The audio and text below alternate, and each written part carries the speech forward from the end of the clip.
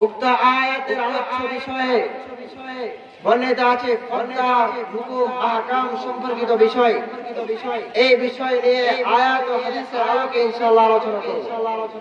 আমি আপনাদের সম্মুখে যে আয়াতে কারিমা তেলাওয়াত করেছি, উক্ত আয়াতটি নাযিল হয়েছে ইসলামের শুরু জামানায়, যখন মক্কার কুফাররা রাস্তার ঘাটে ঘাটে বসে বসে আমাদের আম্মা জান সাহাবায়ে কেরামের আম্মা জান সাহাবাদের ভাই বোন সকলকে তারা রাস্তার কিনারে বসে বসে কুমন্ত্রণা দিত, ফিতনা ফাসাদের মধ্যে লিপ্ত করত, যার কারণে তারা রাস্তার মধ্যে সুন্দরভাবে তাদের পক্ষে চলা সম্ভব ছিল না।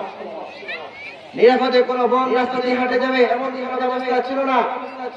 রাস্তার দুষ্কর ছেলেরা রাস্তার কিনারে বসে বসে তাদেরকে প্ররোচনা দিত।